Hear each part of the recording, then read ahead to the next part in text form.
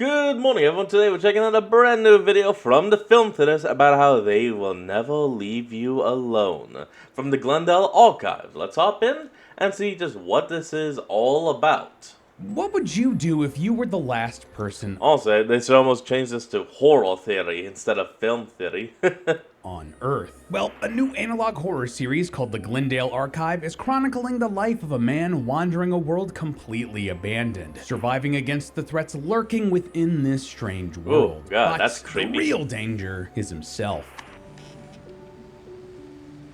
Well, that was something Hello, that I Internet! thought Welcome to didn't Film read Theory, it. the show that's creeping around abandoned houses looking for that subscribe button. Wait, There right it there, is. zoom in. Yeah, there it is. So, the other day, I was browsing the old Instagram because I'm an old man millennial, and between cute videos of cats and AI slop asking me to pick a door, a video popped up for me of a guy recording himself wandering through an entirely empty store. I thought, hey, this is neat. okay. I love me some analog horror. And then making a mental note before swiping away. A couple more of those shorts then landed on my feed, but then the same guy popped up on my YouTube homepage. Oh, well, As it damn. turns out, these weren't just cool short videos of a guy in liminal spaces. It's a whole new analog horror series known as the Glendale Archives, which just popped up into my feed organically. And guys, this one is really cool. What at first seemed like low-quality vlogs or tours of abandoned buildings quickly turns into a terrifying look into a world where it seems like everyone has disappeared, except for our unnamed main character. He's trapped. Weirdly enough, wasn't it kind of a movie that was like this? It was more so of a comedy than a horror movie.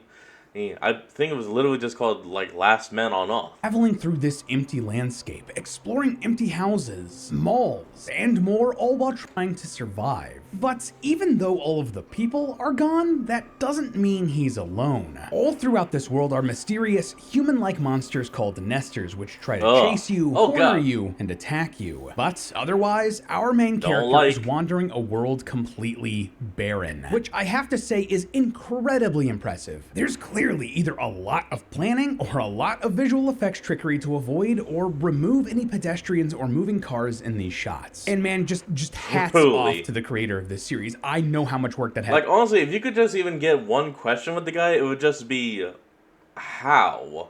Like you said, it's either a lot of planning or a whole lot of visual effects. So it's unknown of which. That would pretty much be my only question. To be, and it paid off. Glendale Archives is one of the coolest and most promising analog horror series I've seen in ages. And after looking into the story, well, hidden underneath this empty world is a tale with a full, powerful message. One about the psychological toll being truly alone can take on somebody. And though it appears like the worst threat are the Nestor monsters lurking in the shadows, this guy's biggest danger might just be himself. So grab your sleeping bags and camcorders, loyal theorists. Let's take a journey into the Glendale Archive. I mean, that might be one way of fixing this. Okay, you, give me that volleyball. You, give me that paint.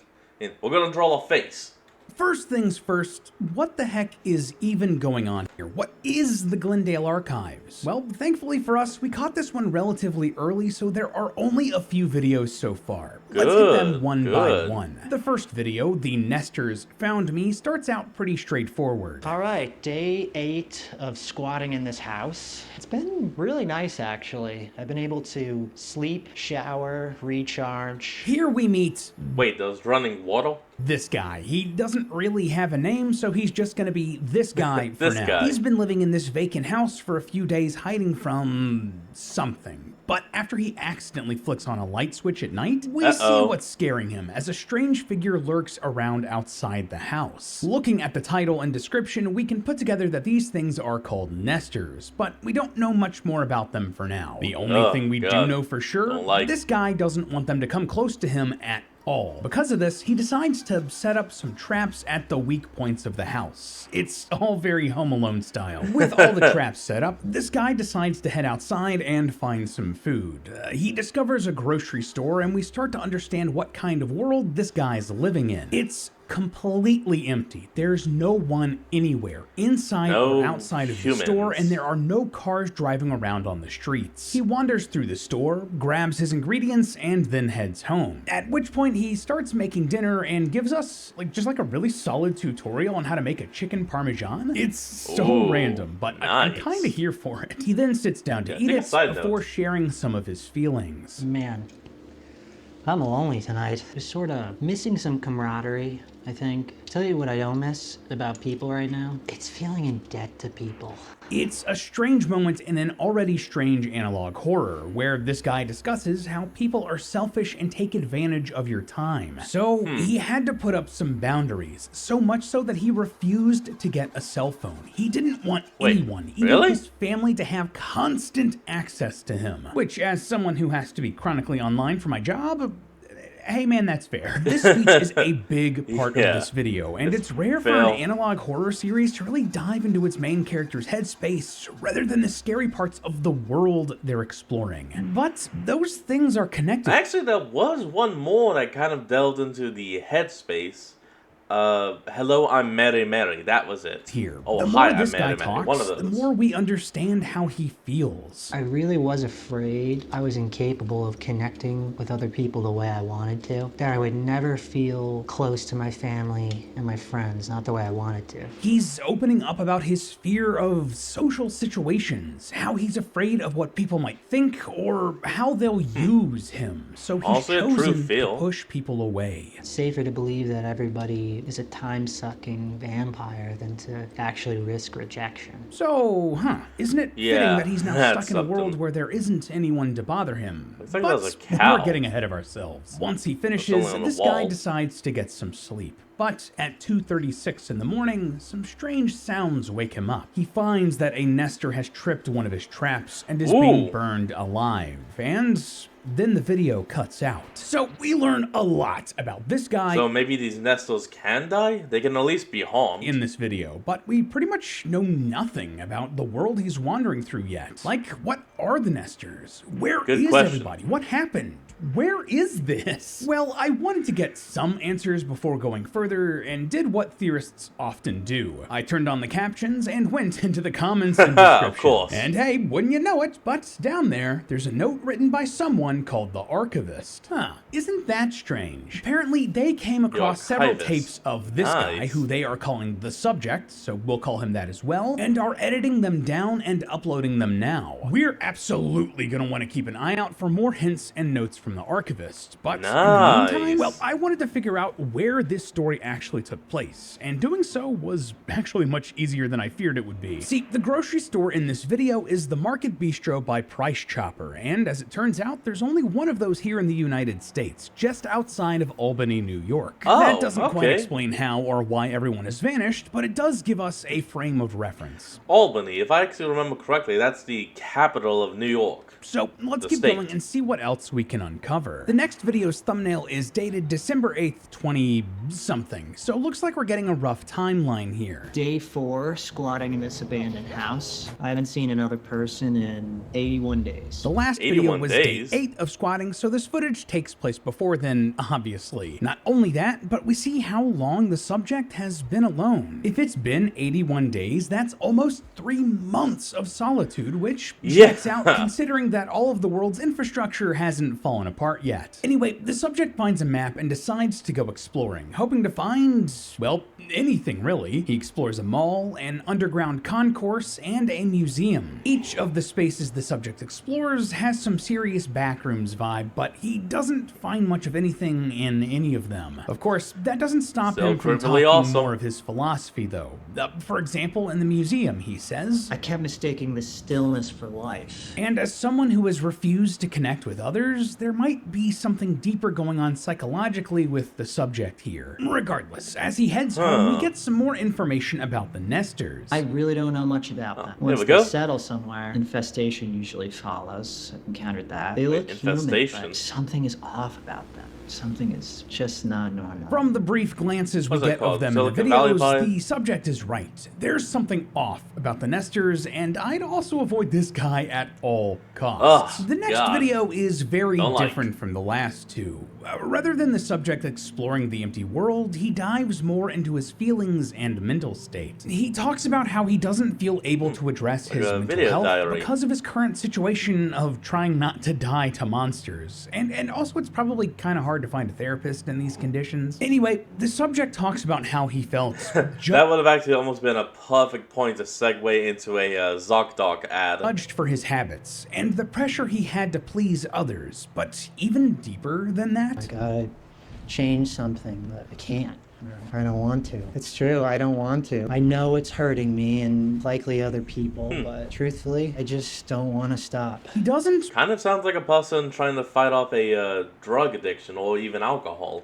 want to change, and that's causing so many more problems Even for just him. smoking. Because to admit that I don't want to stop something that is hurting me, it opens me up for what I fear the most, being abandoned. The subject is struggling with something beyond social anxiety. He's pushing people away because he's afraid of being abandoned, and he just doesn't want to confront that possibility. Now, this is complicated. In a lot of ways, this has to feel liberating. In this situation now, the subject can finally feel like he can be himself and he can be yeah. what he wants to True be, freedom. alone. I don't have to be a man, whatever that means. I can cry anytime, anywhere. I can be afraid without the worry of what it says about me. Makes me wonder why I didn't allow myself to do it earlier. Makes me wonder why I didn't just maybe pretend like people were gone all along. He doesn't have to live up to the expectations of anyone else. And I mean, weirdly enough, that's actually kind of a life motto I have.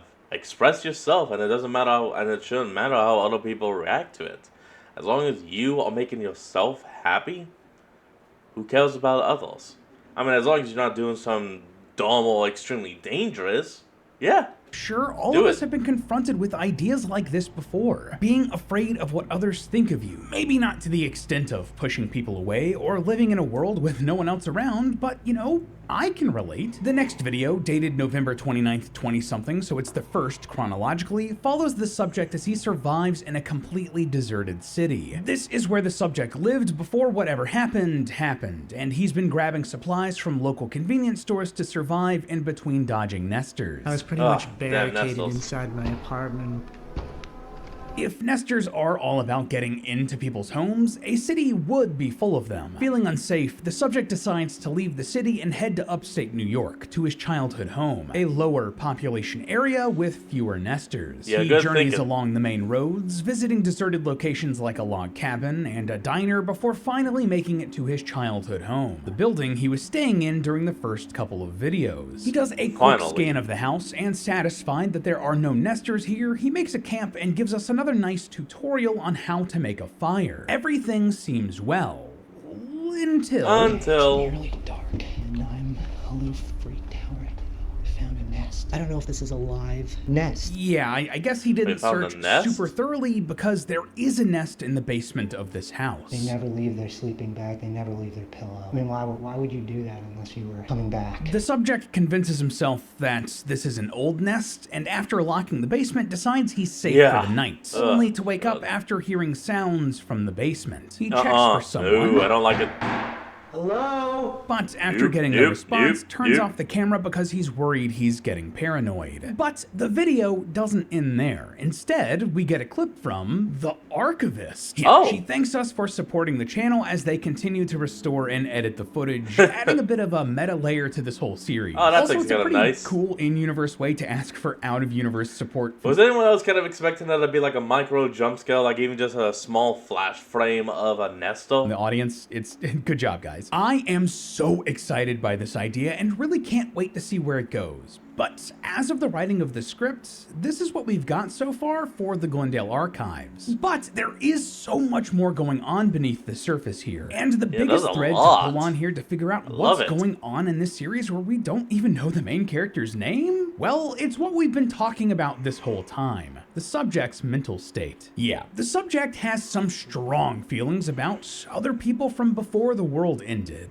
He talks Yeah. about setting up boundaries, pushing people away, not getting associated cell phone because everyone else is a time-sucking vampire. It's clear that he has social anxiety, and A as lot a of it. result, he's become very numb. He doesn't even tend to show his fear. Anyway, we got a nester, 2 o'clock, so I'm gonna get out of here before it catches me. You can tell that this Oh, Nestor God, is that very Nestor. close to him. He's talked about how they attack people, and yet he's showing as much emotion as someone would in, like, light traffic. But why? What happened to our subject here that has hollowed out his emotional core? Well, when he talks about his family, he drops this little nugget of lore. And then one day, my brother died, and I still Aw. couldn't share the pain. That's That excuse to pain. keep Ugh, putting it that's off, sad. it's bottomless. Yeah, the subject lost his brother, which, man, that's Sorry a for your pain loss. I don't even want to imagine. So, our subject was already distant from people and seems to have taken that to an extreme after losing his sibling. And here, he takes it even further during the apocalypse, which we see with one simple decision: returning to his childhood home. See, going back to the home you grew up in does a lot of things subconsciously in your brain. Studies Plus, even more, if this is also the home where the brother died in. show that it can make you feel died at, calm whatever. and at peace because everything is familiar and predictable. More or less, you feel safe, which is exactly what the subject wants to feel here. On top of that, moving away from cities means that you're likely in an area that's quieter, has more greenery, and open space. All things that That are is proven actually to make nice, your though. brain happier. But the biggest thing about returning home like this is that recalling good memories can give you hits of dopamine. Your brain is literally rewarding itself for being in a safe area, and that's why we seek comfort It's and nice. familiarity when we're feeling down. And that's exactly what the subject says. I feel safe.